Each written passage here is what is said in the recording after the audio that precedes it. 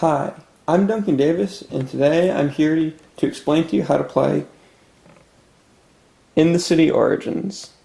So the basis of the game is the king of the city has just died, and so we're taking up the role of one of the prominent leaders of the city to fight for control and take back the city. Now you can see here there's a city square set up. Every turn, we're going to take turns recruiting someone from the city square, and they're going to give us influence to get bigger and better guys, victory points to win the game, abilities to mess with the square, and abilities to mess with our opponents. So in this game, we're going to have these two characters, Madam Death and the Lord of the Lands. They're going to play against each other in a heads-up match, though I'm going to be playing against both players. So first what you do is you take your leader and you compare your influence, which is the money bags, to the shields of the guys in the bottom row. For example, these two are both 3 shields, but this guy has 4 shields. So the difference is that because I'm starting at 3, I could choose to get the Storyteller, but I could not choose to get the Deadly Woman. So the next card would slide down, this card would flip over. So now, on my next turn, I have 3 from Madam Death plus 2 from the Storytellers, a total of 5. This means that I have a tracker to help you keep track, because at the end of the day, these numbers will get quite high.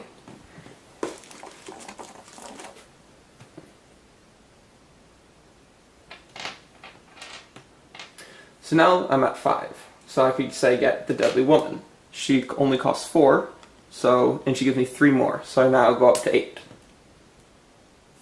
Again, we slide down and we flip over. Now keep in mind, we're taking turns, so this is assuming it got back to Madam Death's turn. Now if you take a look at these guys later on, you see an 11, an 8, this guy down here is a 22. So as you can see, the prestige is getting a lot bigger. And this means that you need to keep your influence growing throughout the entire game. Now at the end of the game, we look at the crowns at the bottom of the cards for victory points. At our little faction over here, we have 0 and 0, so we're not doing too well in terms of victory points. Now let's talk about abilities. Madam Death has the ability to kill Tier 1 or Tier 3 creatures in the city square. So if you look at the card in the middle here, we have a Tier 1, because it says the T in the 1. Later on, Tier 2s and Tier 3s will come out, and over on the corner here, we have the Tier 0s. Now normally you can only recruit from the bottom row, but Madam Death's ability gives her kind of limited access to the back row. You could kill this guy, have him slide down, and get him, if you had enough influence.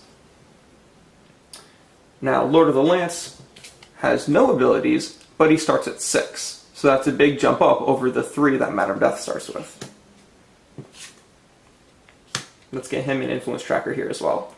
He's going to be starting at 6, whereas Madam Death is going to be starting at 3. Now in the city square, we have 3 other types of abilities.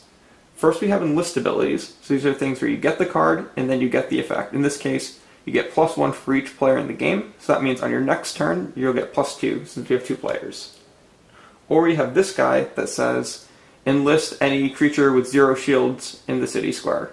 And so that would be one of these guys, and so you get to do that immediately. Or we have the assassin, which says, enlist to destroy any 2 cards in the city square. And so there's all sorts of different types of abilities that happen with enlist abilities. Next we have static abilities. These are ones that can simply turn on or off, or are simply true. So this guy gets +2 influence if you have 5 or more creatures in your faction. So when you first get him, he's not so useful, but later on, he's very useful. And then last we have Men of Tricks. Now, this is a sacrifice ability, so this means that you get it, and at some later point, you get rid of it to get the ability. In this case, he's switching 2 cards in the city square, which is another way to get access to the back row. So the game is over when 2 columns are completely gone, so it's both in the deck and in the city square itself. And at the end of the game, whoever has the most victory points wins. Now the game will end at the end of the round, so if Madam Death goes first, then Lord of the Lance will get the last turn. And so in this game, we're going to let Madam Death go first. which means it'll keep going back and forth, and then at the end of the game, the Lord of the Lance is guaranteed to take the last turn. This way, all players will have an equal number of turns in the game.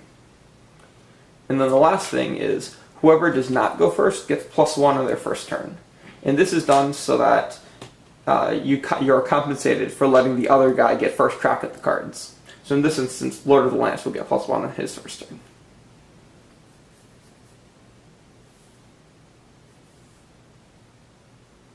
I'll use these as a divider to show this half is going to be Madame Death's, and this half is going to be the Lord of the Lances. So Madame Death's turn first. Now, the biggest thing on her end is she wants to try to deny the Lord of the Lance getting good cards. So in this instance, she's going to kill as many good cards as she can in order to prevent the Lord of the Lance from getting them. So right now, she's going to kill the Homeless Monk.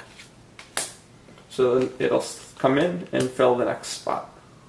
For her recruitment now, she's going to get the Tactic Scout. Now remember, she can kill those cards because of her special ability that I showed earlier.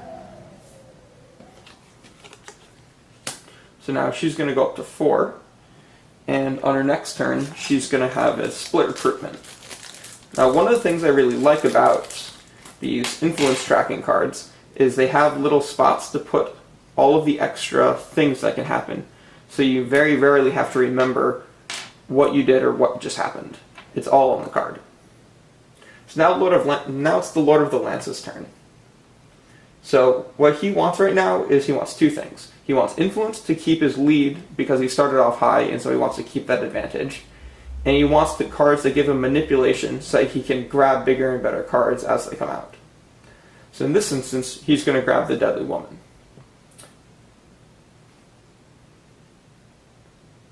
Now, one more thing is that mercenaries are cards that they're all exactly the same, and they come out as soon as the first tier 2 card enters the city square.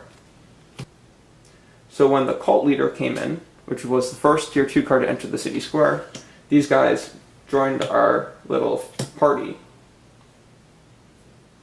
So now the Lord of the Lance is going to get the Deadly Woman. So this is done to increase his influence to up to 9, and to give him a continuing advantage, whereas Madame Death is still down at 4. Madame Death's turn. Now, she has 4 total, but she has a split recruitment. A split recruitment means she can get more than one guy this turn. Normally, you're only allowed to get one guy, but because of the Tactic Scout's ability, she can split for this turn. So she's going to grab Halendar's Imposter, which is a 4, and Man of War, which is a 0. So together, this is a total of 4 shields, so she can get them both because she has a split recruitment. So both these are going to come down. And now she's up to 3, 4, 5, 6. So we move it up to 6, and her extra recruitment is gone. So now it's Lord of the Lance's turn. Now he's up to 9, and so he can get this nice little card here. What this says is each player with the most creatures sacrifices a non-gold creature. So when he gets this, we have our next card slide down, and then it forces Madame Death to sacrifice someone. So Madame Death is going to get rid of the Tactic Scout because that's now the weakest card that she has. So that'll drop her down to 5 for this turn. So now it's Madame Death's turn. And so first what she's going to do is she's going to sacrifice Halendar's Imposter to get any creature with 5 or less in the city square. She's doing this because it lets her get access to cards she wouldn't normally have access to and get a nice little jump on influence. And so because it says any, she can get it from any row, not just the front row. This is a special part of the ability. If you look through many of the abilities, many of them will say any, referring to anywhere in the city square. So that card's going to get her Halendar's cohorts.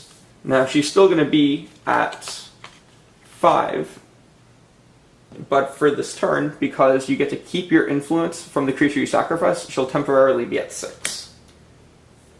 This is not going to matter though, because she's just going to get a Mercenary Thug. And so that's going to jump her 3 more, up to 8. So now Lord of the Lance is at 11 because it's 6 plus 3 is 9 plus 2 is 11. And so he's going to get Fearsom's Bodyguard. Now Fearsom's Bodyguard has no text, but he has 3 and 3, so that's a good amount of influence to keep growing and getting bigger and better guys, and victory points to actually win the game. So now Madame Death is going to look at the board and see in the bottom row, everything is either too expensive or not very good. But thanks to her ability, she can kill the Storyteller and have the Priest of Life slide down. Now she wants to do this because the Priest of Life gives her 2 more victory points and 2 more influence to get up to 10. 10's a good number because on the board we have a couple of different guys that are 10 or less that are very strong. And so this will allow her to kind of play the field a little more and get those really good guys. So the Lord of the Lance's turn. He's at 11 currently. Now, one of the big things about the Lord of the Lance is he wants manipulation. And so when he gets the Cult Leader, this is going to give him every tier 0 in the city square. So that will give him both of the guys over here, which are exactly the same, but what they do is you sacrifice them and it lets you switch any 2 cards in the city square. This is especially good for Lord of the Lance, because normally he doesn't have a lot of manipulation to mess with the city square. So that was a very strong move for him. So now he's going to get to 6, 7, 8, 9, 10, 11, 12, 13, 14, 15.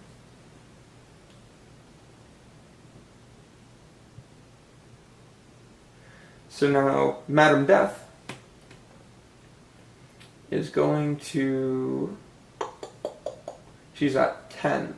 So she's going to use her ability to kill the Minstrel, which will cause the Master Minstrel to slide down. And then she's going to get the Master Minstrel. Now this one says you get 3, and then you get +3 on your next recruitment. Now that jumps her up to 13 with a temporary +3. But we finally got up to 5 creatures, and so Fearsom's Cohort is going to turn on because we got up to 5 or more. So now we got 2 more from that, so we're up to 15 plus the temporary 3. So next turn we're going to be at 18. So 18 is enough to get almost anything on the board. Only the tier 3s we can't get. I'm sorry, 1, 2, and 3. So now the Lord of the Lance is in a very interesting place. Because on the one hand, he could get the Hitman, which would kill one of the creatures that Madame Death has. On the other hand, he could get the Traveling Monk, which lets him get an extra guy, so you could get the Assassin as well. And so together, it'd be worth 4 extra victory points, 2 more influence, and you get to kill 2 cards in the city square. So in this case, you have to kind of look at your opponent and see, does killing her creature have a really strong effect, or do I just want to go for victory points? So now in this case, I'm going to go for victory points, because I'm in a pretty good place right now. So the Traveling Monk's going to get someone 6 or less, and that's going to be the Assassin. So now, I'm a bit ahead on victory points, so I'm going to use the Assassin's ability to kill 2 cards in the city square. Now conveniently, I can kill these 2 cards, which is going to empty the 2 rows. And now there are 2 rows gone, so that'll end the game. So now we can count up victory points. And so, Lord of the Lance has 2, 4, 5, 6, 7, 8, 9. Madame Death has 2, 3, 4, 5. So that last big play that I was able to pull off allowed me to take the game and win. This has been Duncan Davis with Sherwood Games. Thank you so much for watching.